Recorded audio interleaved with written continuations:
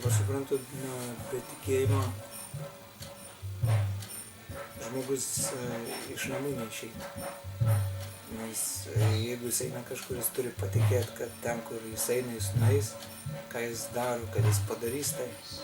Pradžioj jis turi patikėti, kad tai įmanoma padaryti. Pavyzdžiui, kaip pyragą iškepti, aš niekada nekepiu kaip pyrago, tai aš imu receptą, pasižiūriu receptą, bet aš niekad jo nekepęs ir aš nesu įsitikinęs. Bet jeigu aš patikėjau, kad tai įmanoma, aš pradedu kepti. Ir ten sako, sudėti tuos ingredientus, juos išmaišyti.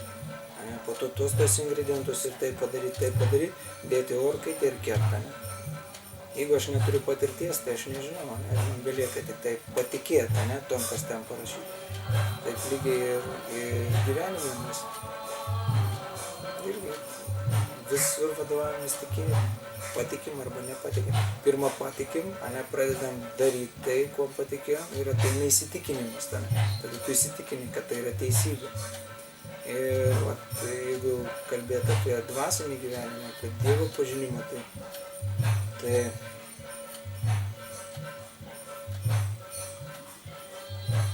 tas tikėjimas ilgainiui gali keistis, tavo tu gali tikėti vienai žmonėm, vienos religijos, kaip sakyt, įstatymais, ten, nurodymais. Bet vienas dalykas niekad nepasikeičia, kad mano santykis su Dievu jau vis yra, ir tai yra amžinas. Ir aš visada Dievo tarnas.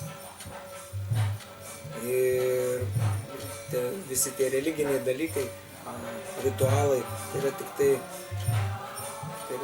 priemonė galbūt pasiekti tą suvokimą, kad aš esu Dievo tarnas.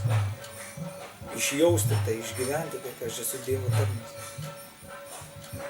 Nes tai padeda nugalėti tą egoizmą, kad aš kažkoks ypatingas, galų gale aš Dievas, aš kontroliuoju, aš valdau, aš darau, ką noriu.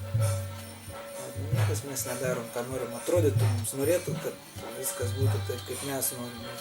Mes pilnai esam kontroliuojami aplinkybių. Vienose aplinkybėse, nors mes ir turim kažkokias savo gyvenimo normas, bet vienose aplinkybėse mes vienaip pasielgiam, kitose aplinkybėse mes tom normom padarom nuolaidą, ir taip pastoviai kaitaliojam.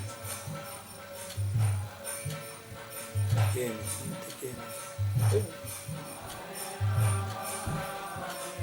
Pradžiai patikėti, kad yra Dievas. Prielaida bent jau padaryti eksperimentą. Žmonės sako, tai yra mokslinis procesas. Dievo pažinimas mokslinis procesas. Iš tikrųjų tai mokslinis, nes jeigu Dievas yra ir tikras, vadinasi turi būti mokslinės žinios apie jį. Bet ką galima moksliškai ištyrinėti? Lygiai taip ir Dievą galima ištyrinėti. Bet tu gali ištyrinėti tik tai tiek, kiek jis leis tave pamatyti, nes bet kurį netgi žmogų, kad pažint, jeigu tu nori pilnai pažinti, tas žmogus tau turi atsiverti, nes tau turi atskleisti save. Kitokiais atvejais tau reikės klausinėti, kas tą žmogų pažįsta, kas apie jį kažką parašė. Bet tokiu, koks jis yra, gali sužinoti tik tada, kai jis pats tavo atsiskleis, atsivers, papasakos. Nes daugelį dalykų gali jis daryti išoriškai, bet tu nežinai, kodėl jis tai daro. Ir tau belieka tik spręsti, kodėl jis taip pasielgia ar taip pasielgia. Lygiai taip ir Dievas, jisai gali pažinti pilnai, kada jis pats atsiskleis. Bet pradžioj turi išgirsti apie jį iš kažkokio. Gal patikėti tom, ką tau sako. Dėl to ir duodami šventraščiai, Viešpats pats šventraščiuose jisai kalba, kas jisai toks, kaip jį pažinti, aprašyti keliai. Biblija, Koranas, Bhagavad Gita. Mes remiamės Bhagavad Gita. Man patiko Bhagavad Gita, skaičiau Bibliją. Bet mano tikėjimas pradžioje Dievo atsirėmė ne į šventraštį. Man sunku buvo. Daug dariau neteisingos veiklos ir atėjo atoveikis. Daugelis žmonių sako, paprastai religija kažkokia tai pradeda domėtis žmonės, kurie kenčia, kuriems nieks nepasisekė gyvenime arba ten. Na, yra tai aš tai kategorijai priklauso, bet nebūtinai yra dar kitos kategorijos. Smalsūs žmonės irgi pradeda ieškoti Dievo, netgi ir turtingi žmonės pradeda ieškoti Dievo. Kai kas iš tikrųjų nori Dievą pažinti, jaučia jo buvimą. Tai vat aš iš tos iškančios ir meldžiausi labai, kai buvo labai sunku, nuoširdžiai meldėsi ir gavau atsakymą. Ne tai, kad aš pamačiau, kad Dievo čia yra dabar, bet aš mačiau, kaip jis veikia. Aš meldžiausi ir per žmonės, per situacijas galėjau matyti, kad tai atsakas į tavo maldą. Vieną kartą, pradžioje galvoju atsitiktinumą. Galų galia tu matai, kad tu bendrauji su kažkuo, tu jo nematai, bet tu matai, kad tai atsakė. Aišku, aš nepasakosiu dabar, kaip ten kas, bet tai va pradžioje patikėjau, mane močiutė į bažnyčią vesdavo, davė tą tikėjimą, sako, bus blogai melskis Dievui, blogai melstis pradėjo. Tai jinai davė tą tikėjimą, aš patikėjau jo žodžiais. O ilgainiui jau nebeužteko, kad ilgas kelias, aišku, daug irgi galima būtų pasakoti, kaip ten tas tikėjimas gilėjo. Ilgainiui jau nebeužtenka, kad tai yra tas, kuris tau padeda, bet tu net nežinai, kas toks, taip kaip tuštuma. Ne tai, kad tuštuma, bet kažkokia galybė, kur tu nežinai nei kas ta galybė, nei ką, ir reikalinga tik tada, kai man blogai. Aš norėjau, smalsumas jau toks, tai kas jis toks, kad Dieve, tai pradėjau tada melstis, prašyti, kad parodytų kelią. Katedroj tai dariau, bažnyčiai. Ir po 5 minučių tik išėjau į gatvę ir priėjo žmogus iš Hario Kušnio, duoda knygą man. Aš sakau, vyrai su sekta, aš nini. Sakau, su sektantais aš nenoriu bendrauti. Nes taip kaip, pamenu, ten buvo tokie teiginiai, kad negalima bendrauti su kitatikiais. Negalima jų kritikuoti, bet negalima ir bendrauti.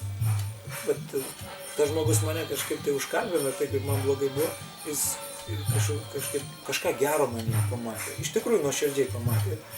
Tai mane sužavėjo, mes su juo pradėjome kalbėti, kažkaip 2 valandas kalbėjau. Ir tai, ką jis pasakojo apie Dievą, tai buvo taip artima mano tokiam paprastam pasaulietiškam žvilgsniui į pasaulį. Apie paralelinius pasaulius, apie visokias energijas, apie atėjus iš kitų planetų. Pasirodo, kad tokios detalios žinios apie tai buvo. Ir Veduose, dabar aš žinau, kas yra. Protas mano nurimo. Nes iki to man sakė, to nėra, netikėk, viską. Aš suprantu, kad tai buvo nukreipimas proto ar intelekto, nežinau, nukreipimas į vieną tikslą, į tarnystę Dievui. Bet tokia pasiliko, kad mane baudinėjo. Ta nuojauta, kad visko nesako kažko. Tai kažkaip tas negalėjai pilnai pasišvesti, sakykime, tom žiniom, kur pateikinėjo bažnyčia, nes tu jauti, kad tau kažko nepasako, nepilnai sako. Ir jauti, o čia mes, prašau, visos pilnos žinios, tau paliktas pasirinkimas, laisvė, nori elkis taip, rezultatas bus toks. Elkis taip, rezultatas bus toks. Pateikiamos žinios ir tu pats renkiesi. Nes ir Dievas, jisai nenaudoja prievartos. Meilė nėra prievartos. Tu negali priversti kažko, tai daryk tą, mylėk mane. Negali priversti, ne? Įkvėps gali, ne, savo savybę. Viešpats ir taip ir elgiasi. Ir jis duoda tas žinias, va štai žiūrėk, tai yra žinias. Tai vat ir vėl teko, to žmogum kalbėjau, dabar galiu patikėti jo ar nepatikėti. Na, aišku, aš tikėjau savo autoritetą, jis nuėjo į bažnyčią pas kunigą ir jam pasipasakau, sakau, dvasiškas tėvelį, su kitatikiu kalbėjau, nuodėmę padariau, duokit atleidimą. Na, jis sakė, mano pačio nuostabai paklausė, sako, tai tave įkvėpia tarnauti Dievą, Dievo pažinimą, bendravimą su juo, ar sužlugdo tavo tikėjimą? Man, aišku, buvo sunku prisipažinti, sakau, dvasiškas tėvelį man sunku prisipažinti, įkvėpė.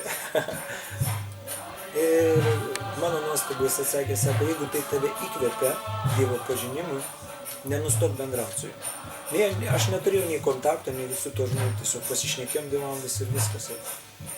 Ir ilgainiui tas žmogus, kurį aš gatvėje sutikau iš Hare Krishna, jis periodiškai prie tam tikrų mano vidinių išgyvenimų jis vėl pasirodydavo gatvėje. Nei iš jo, nei iš to. 3 kartus. Aš jau supratau, kad čia tiesiog viešpats atsako į mano maldą. Prašiau jo parodyti kelią. Ir tiesiog vedė. Dėl to gali matyti, kad pradžioje aš tikėjau vienais teiginiais, sakykime, vienos religijos nurodymais, ne, pagal juos gyvenau, bet ilgainiui tai pasikeitė. Dabar, sakykime, aš priimu visiškai kitus standartus, dar aukštesnius. Sakykime, mes vegetarai, mėsos nevalgom. Tam, kad įteisinti tam tikrus nurodymus nežudyk, kad kitom gyvom būtybėm skausmą nesukelia. Nes neįmanoma dvasiškai progresuoti, jeigu tu kažkam skausmą sukelia. Tiesiog neįmanoma. Tai širdis tavo pasilieka kieta. Tu negali išjaust skausmą kito žmogui arba kitoj gyvoj būtybė. Tai mūsų mažieji broliai irgi skausmą jaučia. Lygiai taip kaip ir mes. Mano žinybė, arba įduri man skauda. Jam lygiai taip pat skauda, jie verkia prieš mus. Ir po to dar kiti seksualiniai santykiai tik šeimoje ir tam, kad pradėti vaikus, irgi apribojimas labai rimtas. Ir krikščionybė yra tam tikra riba. Visiškas svaigalų atsisakymas, net kavos arbatos, nes išlik blaiviam. Jeigu aš teisingai gyvenu, mūsų natūralus stovis yra laimė. Natūraliam stovi mes esam laimingi. Visiškai, natūraliai, jeigu aš teisingai gyvenu, jeigu harmoningai gyvenu su Dievu, su aplinkiniais, su gamta, aš laimingas. Bet taip kaip mes neteisingai gyvenam, iššūkį tokį savo blogom savybėm į pasaulį iškeliam ir atitinkamas atoveikis ir mes pergyvenam dėl to. Dėl to mes norim apsvaigti nuo realybės. Nuo realybės, kad su manim kažkas negerai. Dėl to mes ir svaiginamės. O jeigu mes teisingai gyvenam su gamta, su Dievu, su žmonėms, su visom kitom būtybėm, laimės pojūtis, svaigintis nereikia. Iš vidaus laimė tai. Mes neždžiam azartinių lošimų, nesiginčyam, nemėgstam ginčytis. Kartais mėgstam, jeigu tai liečia dvasinius dalykus, tam, kad padėti kitiems. Mes ginčimės ne tam, kad įrodyti savo tiesą. Aišku, įvairiai būna dar širdis nešvari, tai nepasiginčysi ir iš to netikro ego, kaip sakai, čia nepaslėpsi tų dalykų, bet bent jau vedose sako. Ir šitie 4 dalykai tai dar nėra dvasingumo požymis. Tai yra tiesiog natūralaus, sąmoningo žmogaus gyvenimo būdas. Anksčiau žmonės taip gyveno. Mes taip pamiršom. Netgi netaip seniai pažiūrėt mūsų seneliai, kaip gyveno kaime, ilgi sijonai, moteris, atskiros pirtis, arba atskirai vyrai, moteris. Buvo dabar toks, kaip hausiukas, susivėlė viskas labai stipriai. Tai nėra kažkas naujo. Bet matot, mano tikėjimas keitėsi. Bet ir krikščionybė, ir islame, ir Hare Krishna judėjime sako apie vieną ir tą patį, kad siela yra Dievo dalelytė ir yra amžinas jų tarnas. Ir tai niekad nesikeičia. Ir jeigu mes suvoksim, kad mes esame Dievo tarnai, iš tikrųjų mes patirsim pilną laimę. Bet kad tai yra mūsų padėtis. Ir visi šventraščiai apie tai sako, visi, iki vieno. Vadinasi, yra tokie teiginiai, Dievo įstatymai irgi visi vienodi. Visi skausmą mes jaučiam irgi visi vienodi. Laimę jaučiam, meilę vienodi. Irgi dalykai.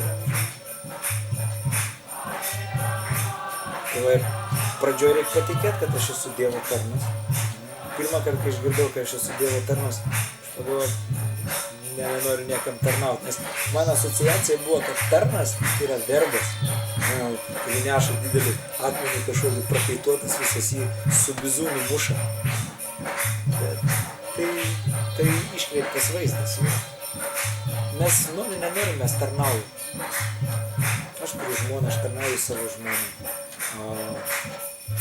Nupirkdamas kažkokius rūbus, pasakodamas apie Dievą. parduotuvę kartu nuėjome. Daug dalykų. Jinai man irgi dėl manęs kažką padaro, pasitarnavo. Aš tarnauju savo draugams. Kažkokiu įvairiais būdais. Tarnystės nuotaiką turi kiekvienas žmogus. Mes tik tai to neišreiškiam, neapgalvojam. Bet visi, jau sako, vedosi, gražiai sako, jeigu žmogus neturi kam tarnauti, jis tada nusiperka šunį ir ką, tai jam tada tarnauti.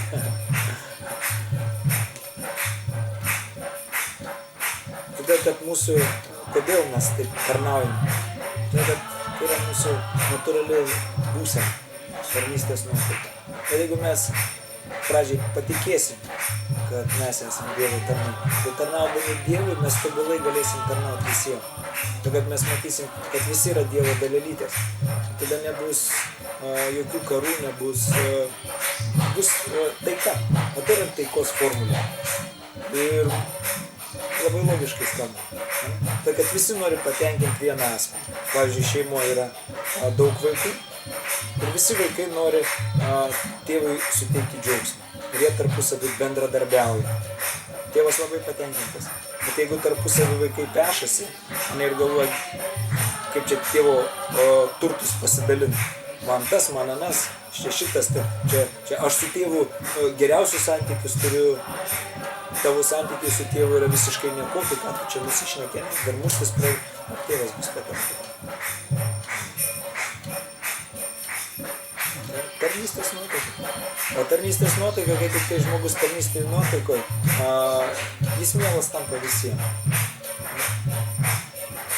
Ir visi jam nebevyrė. Gera nuotaika. Pats žodis nuotaika, nežinau, čia teisybė ar neteisybė, bet taip atėjo tokia mintis, kad iš dviejų žodžių susidaro. Nuotaikos. Nuotaikos. Taika. Nuotaika, ne? Taika viduj. Tu darai ir viduj tu gauni patvirtinę, kad tu teisingai elgiesi. Ir kai mes darom kažką tai gero kitiems nesavanaudiškai, arba tarnaujam Dievui nesavanaudiškai, nieko savo nelaukdami, gera nuotaika. Džiaugsmas į mane, laimė apie manęs, tu nieko savo nenori. Tas tai mūsų natūrali būsena. Pradžiai reikia patikėti, po to papraktikuoti. Įsitikinti, ateina įsitikinti. Mano supratimu, kas yra tikėjimas.